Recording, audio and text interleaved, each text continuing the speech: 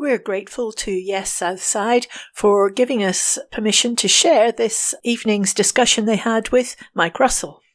And thanks for the invitation to take part. I was going to say to come to the meeting, but we're not going to meetings at the moment, which is a pity, although I think we're getting closer and closer to the time we can. So perhaps we'll meet face to face at some stage.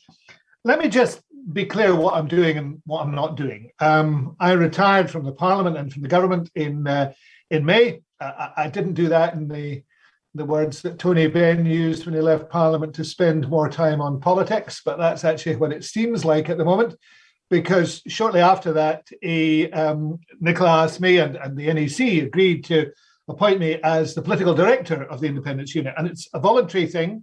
It's as because I am the party president. It's not heading up the unit.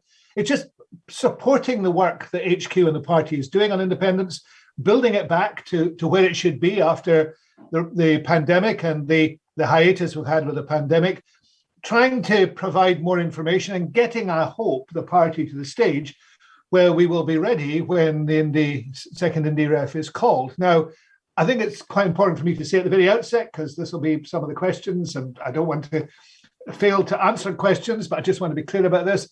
I won't be setting the date. I would love to see it tomorrow, but it's not going to be tomorrow. It's going to be when we can have a campaign that is face-to-face, that is a conversion campaign. You know what the election in May, many of you know what the election in May was like, where it wasn't a real election in the sense of being able to stand on people's doorsteps and talk to them, to get as much material out as possible, to focus really firmly on the campaign. And that's the type of campaign we need to have for the second independence referendum, because we need to bring those polls from whatever they are now, and my own reading of them is about 50-50. We need to bring them up to a solid victory for independence. So I won't be setting that date. That's a matter for the SNP and the Greens now in government. It's a matter for the Parliament to put the bill through. I was responsible for all the bits of legislation that have come forward. There's not just one Indie Ref bill, there's three. The first one was to set the conditions for any referendum, and I took that through almost 18 months ago, the Scottish Parliament, so that's done. Second one was for a franchise. Whatever you read in the paper about the franchise being pockled by Michael Gove and anybody else, the franchise is set. It's the same franchise as for Holyrood, and it's a very wide and open franchise. Anybody who lives in Scotland can vote. And the third one is a draft bill that was in the manifesto. And essentially that changes the game, because up until that draft bill, the question was to the SNP, what are you going to do if the UK government says no? That draft bill turns the thing on its head. And it says, we're going to do what the Scottish people want. If the Scottish people voted for the SNP and the Greens in the Scottish Parliament election in May, which they did, that government can bring in that bill and will implement that bill. That's what the manifesto says. And it will be up to the UK government if they really want to stop the people of Scotland from voting in a referendum, voting for their future, according to the mandate that they've given, according to the will of the Scottish Parliament, then they would have to go to court and try and do so. So that changes things. But that's the issue of when that's going to be. And I hope it'll be sooner rather than later. And the agreement of the Greens says we hope, very much hope it'll be in the first half of the Parliament, and that's clear. But what I'm trying to do is to get the party and the membership back to the stage where whenever it's declared, we're ready to go. Now, there's a bit of technical stuff there to build the capability within an independence unit, and we're doing that. But also to begin the flow of information to members of the SNP, and we're doing that too. Those of you who are members of the SNP will know that we've been doing a fortnightly mailing in the last couple of months with lots of information, and that I hope will go on and will grow and develop. And then we've got the opportunity at the SNP conference in 2 weeks' time to add to that, and then we'll have major activity in the autumn, including, I hope, a new publication that will help people to argue the case. In government, there's work to be done there, and Angus Robertson has taken on part of my old role in that, to make sure that some of the issues which can only really be resolved by work being done in government are done there, but there are other issues that we can resolve outside government, and that's also something I'm trying to do. A lot of people want to see an interim constitution put in place so that we know how we will move from a positive vote of the Scottish people to the state of independence. And I'm quite keen to see that happen myself now, and having conversations about how it should take place. I'm also keen that we share information and work with other people who are in the Yes movement. Those who are willing to work with the SNP should be willing to work with them. Not as sort of big brother, not in telling people what to do, but in actual fact as part of a wider Yes movement. And I've been trying to reconnect the SNP to those organizations, both on the ground and through the committees of those organizations. This afternoon, I was talking to Scottish Independence Convention, yesterday talking to somebody in Women for Indy, and we'll build those links. And I hope we'll have good, solid work together. I don't think it'll be like the last time. I think last time there was a much more monolithic structure. There was a lot of agreement on policy. I don't think we'll get some of that agreement this time. But if we can campaign together, if we can pursue our common aim together, if we can do it with respect, if we can do it with positivity, then I think we should try and do it. That's what certainly I'm trying to do. Now, I think that working very much with the SNP, with members, with HQ, with office bearers of the party through the party structures, and I am unashamedly an old party hack, as Malcolm pointed out. I've been around a fair length of time in the SNP. Then working with the party, but working across the Yes movement, I think we can get things moving again, and we can get things in the right direction. The pandemic has changed a lot of expectations, and it will also have changed what people expect from independence, inevitably. And we also need to be able to say to people that we're thinking and rethinking a lot of the positions we've got in the light of that. The climate emergency changes that. Brexit changed that. That everything keeps moving. But I hope that if we all can work together, then we'll find ourselves as we run up to the next Indy Ref and during 2022 and possibly into 2023, then we'll be forming a very solid, very dynamic force for good in Scotland and being open and drawing people towards us. And that's a final point I would make. People don't like negativity. Classic political theory is no matter how negative a campaign, it's the most negative campaign that will win if there's two negative campaigns. But if there's a positive campaign set against a negative campaign, it's a positive campaign that wins. Now, I don't think there is a positive case for the union that's left. I just don't. I don't see it. I don't see it emerging. And if you look at the petted lips of Labour and the Tories over the deal that the SNP has with the Greens, I don't think they feel positive either. But we have a positive story to tell. We can look around us and look at the world and say, that's normal. Normal can be exciting too. Normal can be inspirational, but that's normal. That's what other people do, and it suits them and it works for them. So we need to go out there and to tell the positive story. And if we're telling the positive story, then we need to be positive together. We can't do that if we're disputing with each other, if we're fighting with each other. So we need to find a way to work together, and we need to then go out and tell the positive story of the state that Scotland can be in, as opposed to the state that Scotland presently is in. And I think that's a huge opportunity. I've been a member of the SNP since February 1974. And I was looking back today at something that my predecessor Ian Hudgson wrote at his last party conference. And he talked about when he joined the SNP in 1967, he had no idea, had no inkling of what would happen and how things would progress. I'm still very excited about how things are progressing in Scotland. We are, in my view, inexorably moving towards independence. And we're doing it in a way that none of us could have imagined, because it's not just the SNP. It's not just the SNP and the Greens. It's not just the Scottish Government. There's a whole range of organisations and individuals, people in other parties, people in no party, people in the Yes movement, people in professional associations, very interesting moves in the trade union movement at the moment. It's all coming together. And what we've got to do is to show the ability to work with that and the enthusiasm to work with that and the determination not to be divided from it, because there would be nothing that unionists wanted more than us being unable to work together and unable to put that positive message to the people of Scotland. So I think that's a broad view of what I'm doing and what I'm trying to do. I'm here in Argyll on what is somewhat a cloudy evening, but I'm happy to answer questions from you all who are not that far away from me as the crow flies, but a wee bit distant electronically. And I'll do my best to answer those questions. But thanks for asking me. Okay, thanks very much for that, Mike. Okay, thanks for that, Mike. I was just wanting some feedback from you on the Believe in Scotland, Now Scotland a launch day of action for the 18th of September.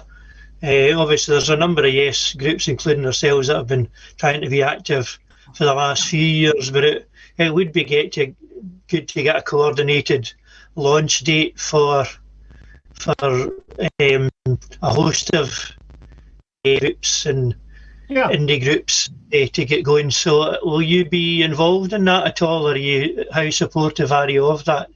I'm very supportive. I'm very supportive of such an initiative. I'm supportive of Believe in Scotland. I think they're doing a lot of good work and have a lot of good material that they're putting out too. So I've already said that I'd encourage people to take part. I've indicated my own personal support for it. And there'll be a lot of SNP members who will want to take part in that. So I think it's altogether a good thing. I would like, of course, for us to be able to, at some stage, set the date so that we could have our own launch for a campaign. Now, we're not in that position because our launch for a campaign as a party will also be the government's launch for the date of IndyRef. So it's not possible. But in terms of supporting what others are doing, I'm very supportive indeed, and will go on being supportive. More the merrier as far as I'm concerned. That also applies on the ground. I think if any SNP members are holding back, they shouldn't be holding back. They should be working with Yes groups on the ground. They should be working with anybody who will work with them in order to further the cause of independence. So I'm very relaxed about that and pleased about it. Yeah, good, thanks. Okay, thanks. I've got Jack's question in the chat bar, saying that even if Westminster says no to a new referendum, the Scottish Government will plough ahead anyway. Well, we've indicated that. I mean, that's what the referendum, the manifesto said. We've got the draft bill, and we said if people approve the draft bill, then we would introduce that bill when we felt it was safe to do so, to have a referendum. And the bill will, I think I can say now with some confidence, pass the Parliament, and it will be implemented. And then the challenge is for the UK government. Now, if they choose to say, well, you need a Section 30, but here's one anyway, fine. I mean, if that saves our face, that's fine. But, we've said we will hold that referendum. So if in the end we move ahead, the only thing they can do if they're not going to have it is to take the Scottish Government to court to say that bill is illegal, you can't do that. And then, we have the spectacle. And I can't say how that will turn out, except to say it would be, in my view, very vigorously defended by the Scottish Government. I've been in that position before with bills, and I've made sure they're vigorously defended. And we would see what the outcome was. But, the UK government going to court to stop the Scottish people having what they have voted for, there's a certain optic in that I think is very significant. I've got a question here from Peter on political theory, positive versus negative campaigns and positive winning. In 2014, Yes was positive but lost. In the 21st century, does this theory still hold? Also, when the referendum is confirmed, that is the date in question, etc., what are the advantages and disadvantages of a Yes campaign being run and led by the SNP? Okay, on the theory, well, I'm not sure it does. I think there were some elements in the 2014 campaign which still need to be looked at very closely. There is an issue of how the media operates in any campaign, which I think is significant too. I still hold to the positivity versus negativity argument, but we'll see what transpires. In terms of the SNP, I think the SNP needs to be a significant part of the Yes movement. But I think it's a question of leadership being shared amongst the Yes movement rather than one organization or party being the absolute leader. If a single campaign organization is what we should be looking for, and we need to find a way in which that can work differently from 2014, because there won't be agreement on some of the issues. This presents new challenges to us. But what I'm really keen to see is that we all accept each other's bona fides as being people who are very keen to see independence. I've spent my political career on that, and there are people on this call who are similar, who've spent their entire lives on it. So in these circumstances, I think I want to see us all respecting each other, working together, and finding a way to make it work. And if the only criticism I would make is if anybody thinks that the SNP shouldn't be there. I can't conceive of an independence movement in which the SNP is not at the heart of it. And that's where we would want to be. Okay, thanks. There's a question here from Stephen. When will the draft IndyRef bill be put before Parliament? That's entirely up to the First Minister and to the government. It will be when she and the government believe that a referendum can be held safely, because that bill will set the question and it will also set the timetable. Now, the question, I don't think it's any secret that the question, in my view, has to be the question that was asked in 2014. That question has been used repeatedly in opinion polling since then. It makes no sense to change the question. In terms of the date, though, that the bill will be introduced when the date has been set or is in the process of being set, and that will be up to Nicola. It's not up to me. I want to make sure that the party is ready for that. And I want to make sure whatever work we do with the Yes movement, that the Yes movement is ready for that. And that's where my responsibility lies. Okay, thanks. And there's William's question that lasts. Sorry about that, William, it's taken a while. If GERS had not been published this month, who might have been possibly responsible? Why is it only now that the Finance Secretary is saying she wants to produce an indie-supporting set of statistics? Should that not have been done every year since 2011? Yeah, probably it should have been, but I think the reason she's saying it now is she's repeating something that was said before the pandemic, that we need to do it, but it was not possible during the pandemic. I don't think people fully realised how much of the resource of the Scottish Government was applied to the pandemic.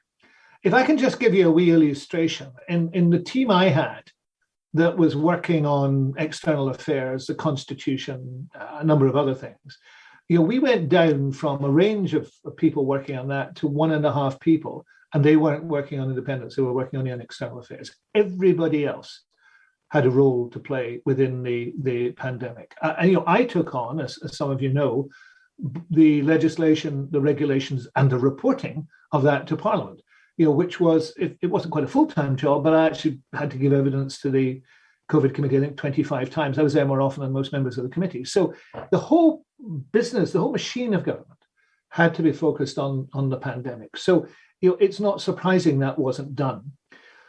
GERS is a very mixed set of messages. First of all, it's only designed to embarrass the Scottish Government. I do not have great faith in the material. I think it's very selective. And it's designed to make it look as if we couldn't be independent. I don't believe it. I don't think many people do believe it. I think sometimes if you add credibility to it by talking about it too much, you can get too excited about it. It's like the media. You can add a lot of credibility to the media by saying, we hate them and we hate everything they do, which we shouldn't do. So it's sometimes best just to ignore them. And GERS now has sort of faded away within a week to 10 days, and so it should. But I do think that we need some more statistics to come out, and therefore I'd support the production of statistics that Kate's talking about. Could it have been stopped by Holyrood? I don't know the answer to that. I don't know the answer to that, and I don't know whether it made much sense. If you don't, even if you publish the figures as they are, it wouldn't make much sense in saying we're not going to publish any figures. I think you just take the rough with the smooth on it. Okay. And there's a question from Mike, before we go on to Malcolm, there's a question from Michael Burke. When does Mike think the voters will sufficiently be briefed to make a decision on independence? Well, I'm a great believer in a conversion campaign. So I won't give you a date. That would just create difficulties for everybody. But I do think you need a reasonably long campaign. Maybe not as long as the last one. If you remember correctly, that was a campaign that was roughly almost 2 years. But you do need a reasonably sustained campaign in order to put the case and to put it well and to put it in detail. So I wouldn't want to see a campaign that was too short. There's also a conventional view that you shouldn't have a referendum within 6 months of passing the legislation. And that is to allow the arrangements for the poll to be put fully and properly into place. And that's what you get from returning officers particularly. And they apply that also to electoral law. So I think in these circumstances, I can't give you a date, but I think a moderately long campaign with a lot of activity on the ground and a lot of material being produced and a lot of belief being instilled in people. That's a really key issue. This is about instilling belief in people, belief in themselves, belief in the ability to do things. And it is negating the negativity that you get from big sector of the media, from Tories, from Westminster, from the usual suspects. So we need time to do that, to do it properly. Okay, we've got Malcolm and then Alec. Well, actually, the reason I put my hand up was to ask about the campaign period. So that was that was quite fortunate that Mike's covered that. But you were mentioning there, Mike, about campaign materials, and one thing I was kind of disappointed about in 2014 campaign was I was hoping there would be detailed policies on what things like a welfare policy could be for an independent Scotland, using things like Danish experts in the field that could provide advice in what the best policy would be in those kind of areas. Currency, I know we got and we kind of didn't run with that properly as far as I'm concerned. Also, constitution, I think you mentioned that earlier. I mean,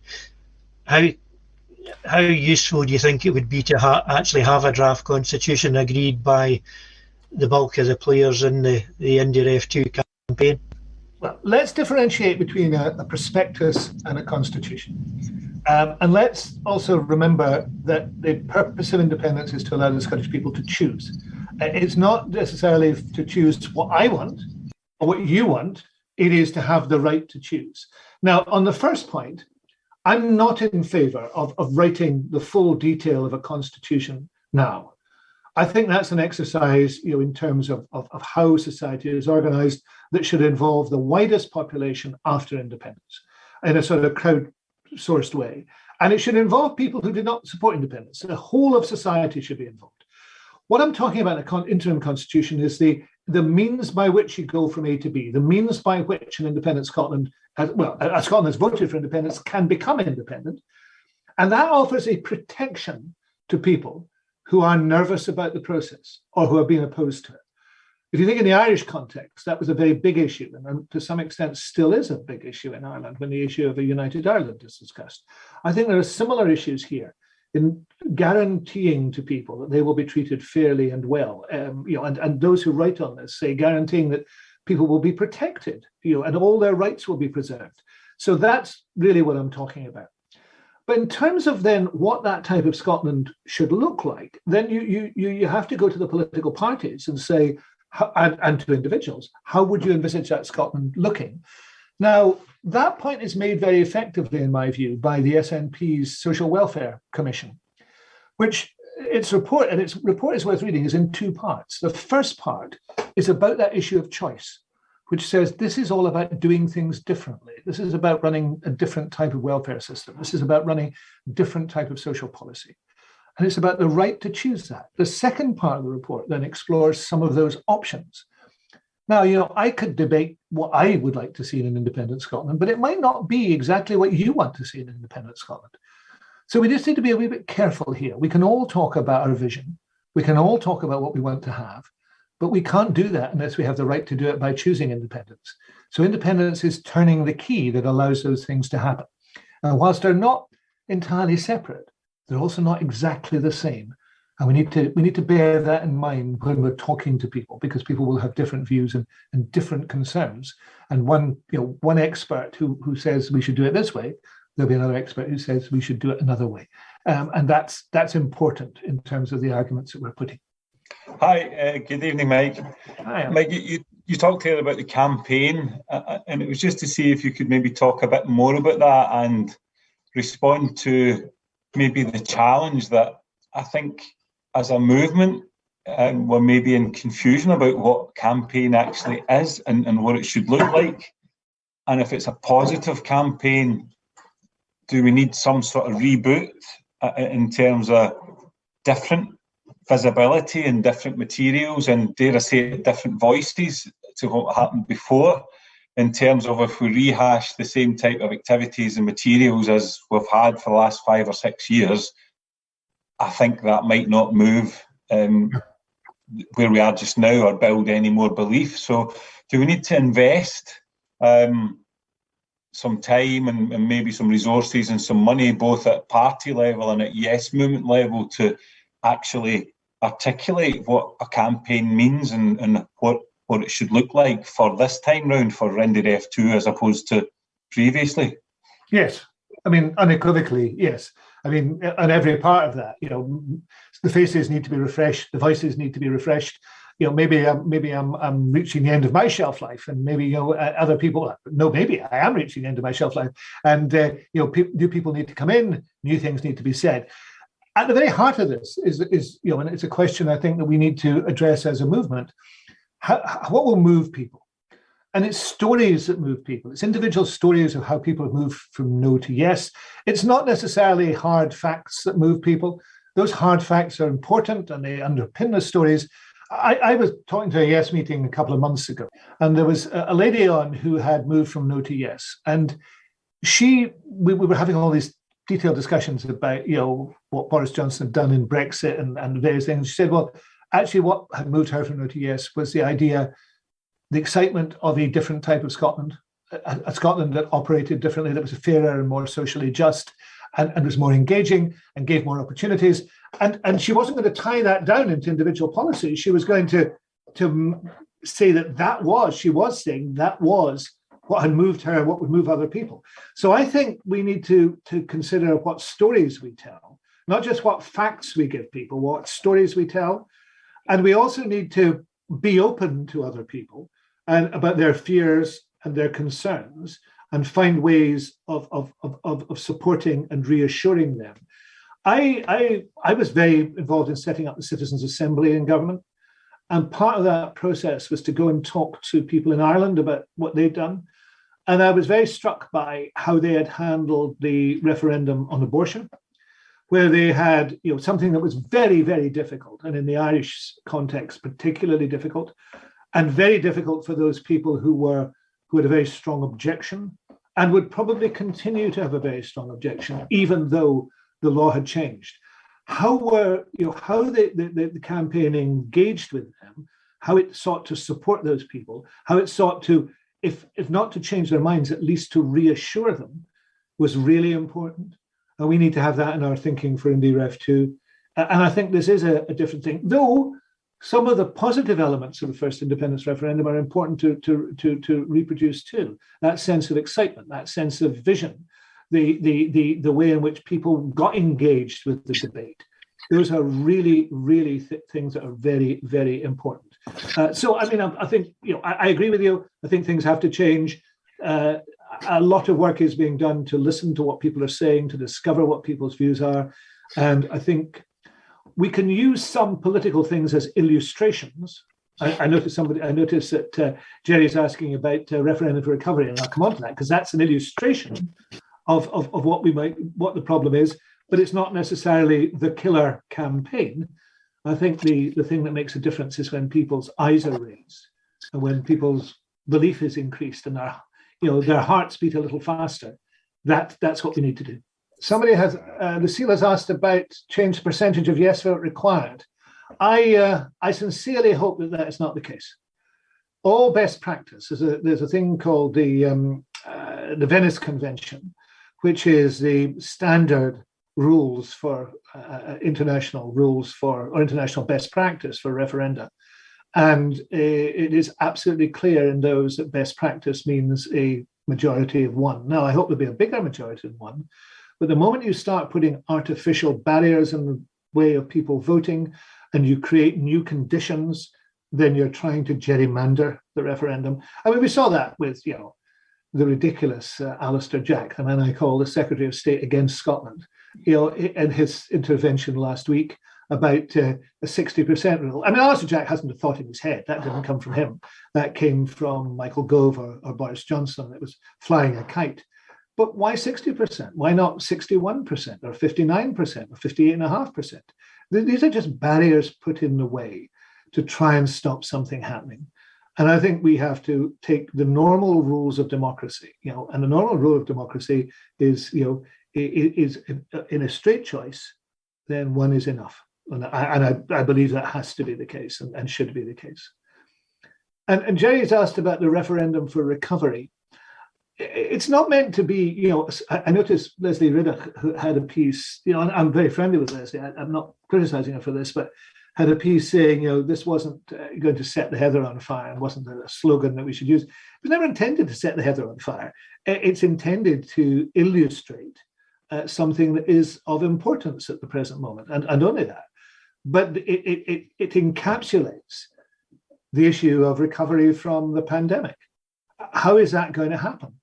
Is it going to happen with Boris Johnson and the Tories saying what Scotland should look like in 5, 10, 15 years? Or is it going to happen because the people of Scotland have said what Scotland should look like in 5, 10 or 15 years? And therefore, having independence is not an extra. It's not something that say, well, we can do it afterwards, but we've got to recover first. It's actually saying we need independence in order to make the right decisions about the medium to long term for Scotland after the pandemic. So it illustrates it in the sense that, I've spent 5 years of my life on Brexit.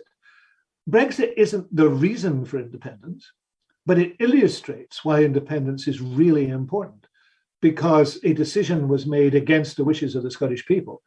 And essentially it was impossible to overcome that through the Westminster system. And that is and then, it is also an exemplar of how not to leave an organization. So everything that Johnson and others have done in leaving the UK, we would probably do the opposite when leaving the EU and leaving the UK.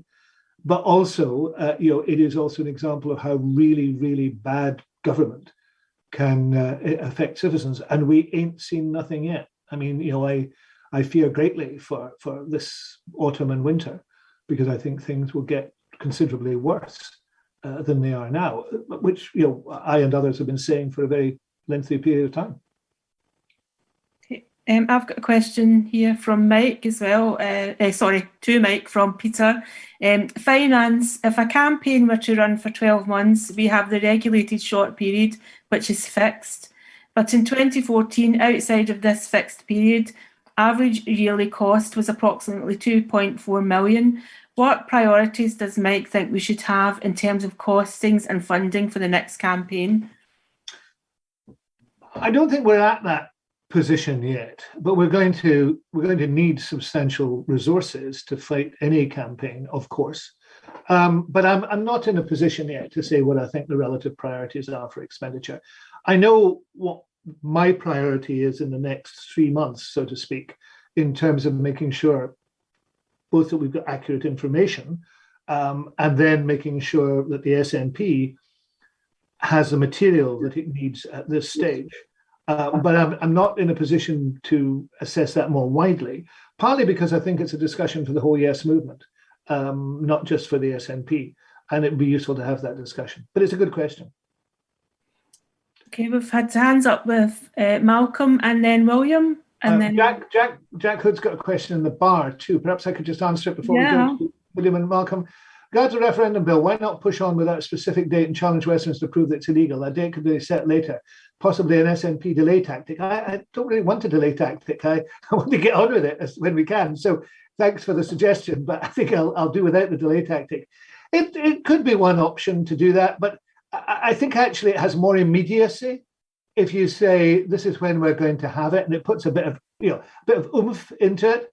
And the bill is designed to make sure that happens. Last time, we needed a bill to implement the Section 30 order, and that took quite a long time. This time, we've done everything beforehand, so we could move in a reasonably seamless way. So I think the priorities we've got are the right priorities, and the bill is drafted in the right way. It's a very simple bill. So that's what I think is the best way to do it. Hi, Mike, again. As regards the actual campaign, I'm hoping, as you mentioned, that there wouldn't be any changes to the percentage required for a victory in the referendum or a minimum percentage. But one thing that I suspect is more likely is disengagement by unionists if there isn't a Section 30 order granted. And I don't think there's be steps taken to try and shut down polling stations, etc. But it does, if that happens, it does suggest to me that we're going to need a significant turnout of Yes supporters to enforce the issue.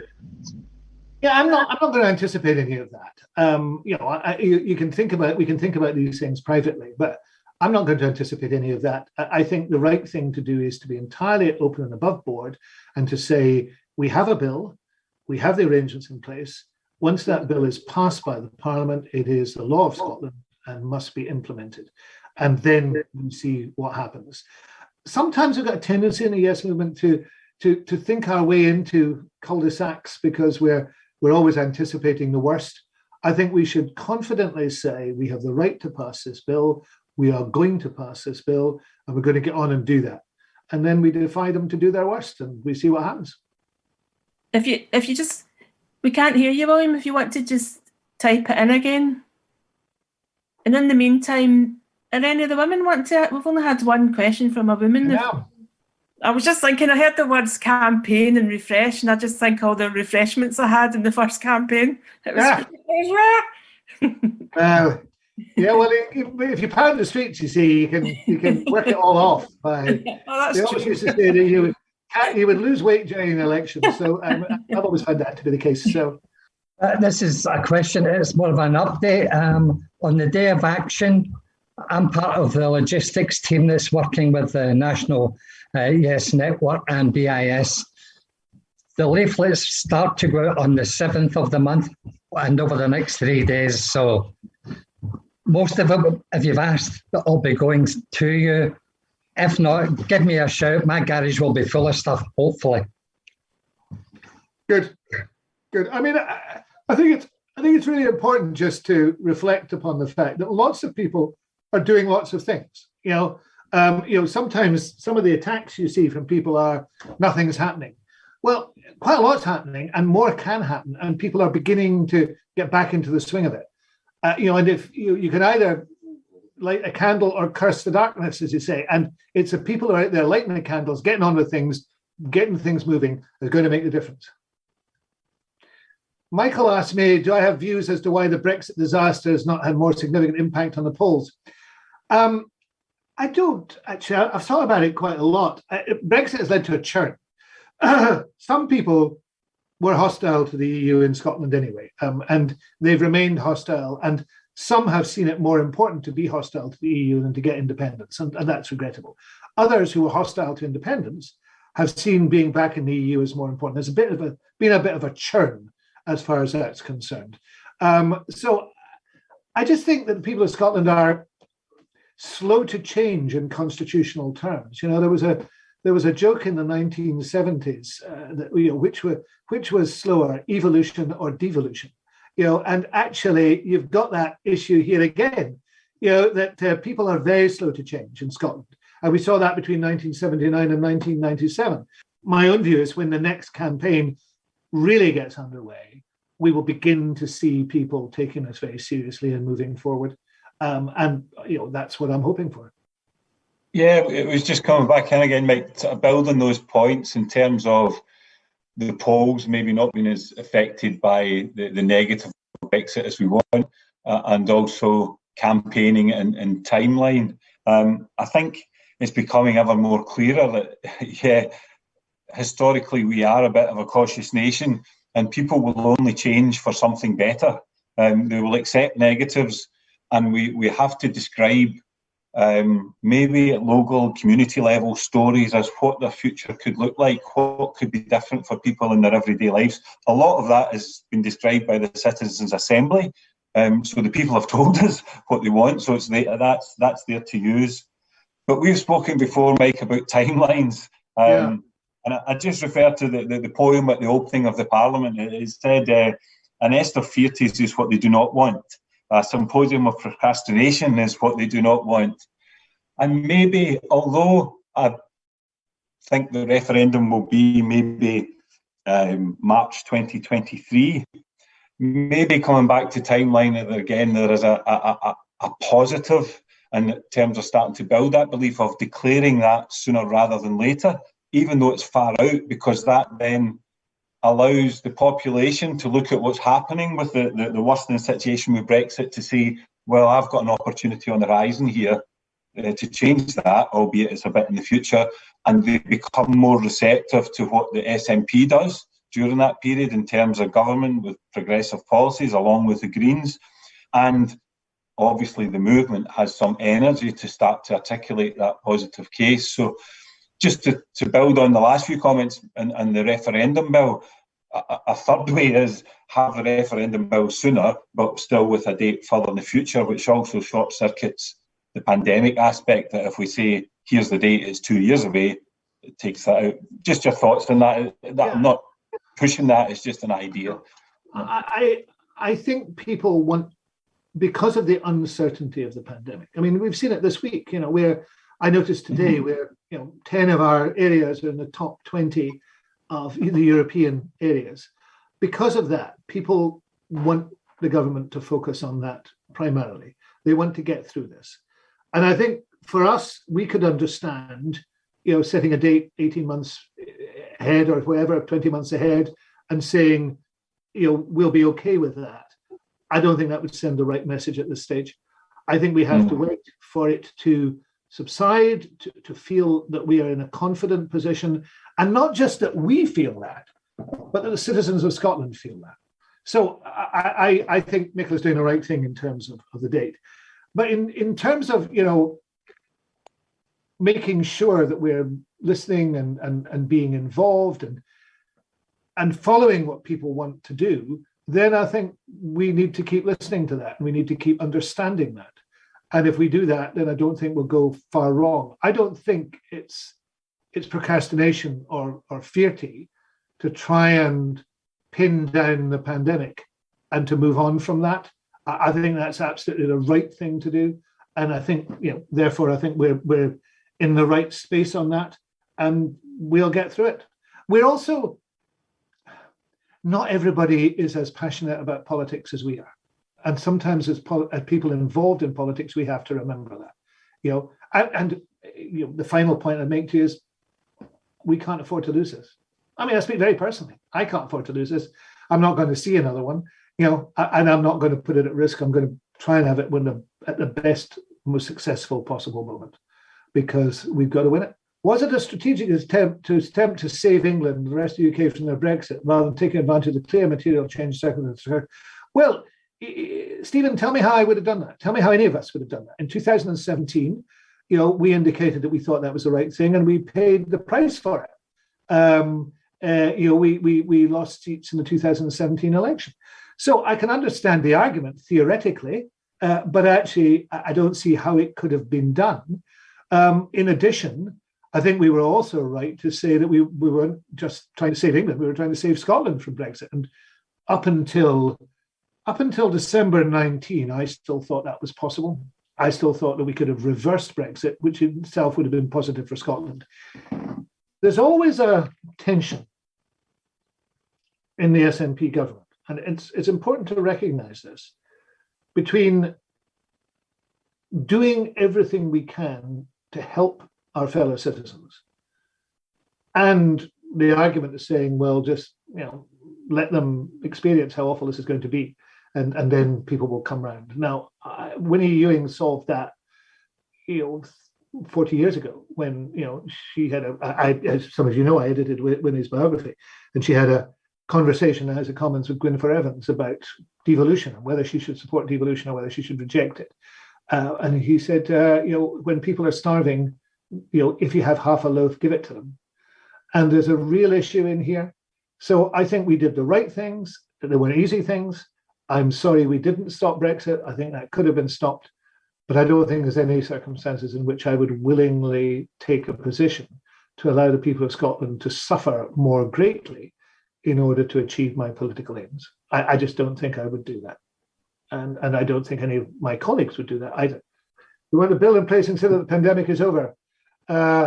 Well, I think I've indicated, Jack, what the timescale is. I mean, that's not delaying it. I've indicated when the situation appears to be one in which we can safely hold that, the bill will put into Parliament, it will pass, it will set a date, and it will then be up to the UK government with the ball in their court. I don't think that could be clearer. The only difference between us is the moment at which that starts. And I support what the First Minister and the Cabinet are doing on this, because I think that is actually what the people of Scotland, by and large, would want us to do and do want us to do, which is to stand up for them and to defeat the virus. So I don't think there's a big difference in there. I just think we have to do it at the right moment. Currently, we have indie groups campaigning on specific issues, anti-nukes, anti-monarchy, anti-Tory, etc. When indie groups are promising in an independent Scotland that an independent Scotland will have or have not these things, are they not just promoting an oven-ready independent Scotland and frankly misleading voting about what will happen, as it will be up to the first government when elected to enact any changes? Are these indie groups emulating the slogan on a bus campaign and perhaps risk alienating middle voters? It's an interesting point. I mean, I think it's illustrative, as I say. I mean, it allows a future government of independent Scotland can do any of those things if they choose to do so. They can, and I hope will, remove Trident. They can, if they so choose, declare a republic. With the support of the Scottish people, I would presume that they would want to have that support. Any of those things are possible or not possible. So as illustrations of things that cannot be done now, I think they're pretty good. But if you're making a cast iron binding promise that will happen after independence, there's a caveat, and the caveat is the choice will be up to the people of Scotland, and that's the important caveat, and that's the difference. I often quote. I was doing it again today, and I'm just going to find the quote again because I think it's such a good one. John Adams, the first American vice president, the second American president, talks of American independence by saying what we could do is begin government anew from the foundations and build as we choose. And that's what it's about. So, we can say, if we choose to build a very different country, which I hope we will, then that's what we're able to do. Can we expect regular Q&As by senior public figures such as this to answer activist concerns of both the Yes campaign and rebuild momentum? Well, I can't speak for my colleagues, but I'm always happy to attend Yes meetings, SNP branches and constituencies. The only caveat is that you'll forgive me if I don't do it every single night of the week, but I'm certainly doing 2 or 3 a week at the present moment, and I'm just happy to have those conversations. And I'm talking to Yes movements, I'm talking to branches, I'm talking to people on the committees of things like the Believe in Scotland and things like that, and just trying to make sure that we're all trying to work in the same direction. The only thing I won't do is I won't work with people who want to undermine the SNP or want to accuse me of all sorts of horrible things, which apparently the SNP is guilty of. I'm not going to do that. I don't need to volunteer to be insulted. So, that's it. But I work with anybody who'll work positively with me, of course. There's an eye in the supporting party that fear of risk pushing softeners away. How can we bridge the divide and draw in softeners back? Well, I know what you mean. I hope that the Yes movement will show itself to be strongly positive in what it's doing, and I hope that might crowd out other activity.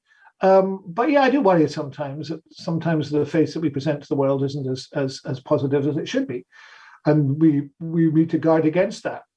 We need a strategy on soft nose. I think Alex talked about whether we're doing things in the right way.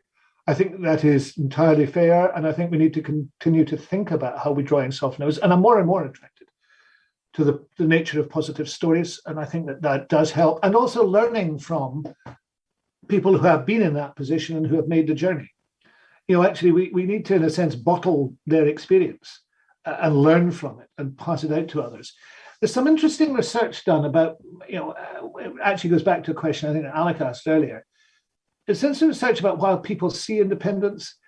Quite a lot of people see independence as a bit like having a nicer car or a nicer house. It's something you'd aspire to, but you don't necessarily believe you can afford it, and therefore you sort of don't think about it too much. And there's some interesting evidence on that. And how do we change it from being an option for the future, which you might be willing to take, but it might cost you a bit and maybe you aren't willing to take, to being something that you really need to have to change your life and to change the society around you? That's probably a big challenge, and it's finding a way to do that. And that's something I do think about a lot, and I talk to people about a lot. How do we make that change? How do we make independence something that people really, really want to have? They don't just aspire to it. They know it's going to change their lives for the better. That's the big thing. Now, some of that is fact. The pensions are going to be better. It is going to be a fairer and more just society. But we also want people to be inspired by the idea that their lives are going to overall be happier and better. And of course, we know that the well-being index in small countries it tends to be far better than it is in larger countries. Thanks. There's a couple of nice comments for you there in the chat. Thank you, Michael. That's very kind of you. I think we have to be positive. What's there to be negative about? I mean, if we're out there talking about independence and we're not positive, then maybe we've got it wrong. I mean, we have to be the change, as they say. We've got to look like the people who have the ideas and the confidence and the belief, not look like people who, are against everything. Well, thanks very much, Mike. That was really appreciate you coming along and taking the evening out to speak to Yes Southside and everyone who joined the stream. So that was great. There were some really positive vibes and some stimulating ideas out of that. Hopefully everyone got the same as me and has got a positive outlook for how things might develop over the next number of months. As I mentioned earlier in the meeting, Yes Southside have been campaigning since we were allowed to come back out in the streets. So we'll be carrying that on this Saturday and every Saturday, weather permitting, with the street stalls. So, on the south side, that's available on a Saturday from 12 to 2. We'll be at Langside Halls this Saturday, and please come along.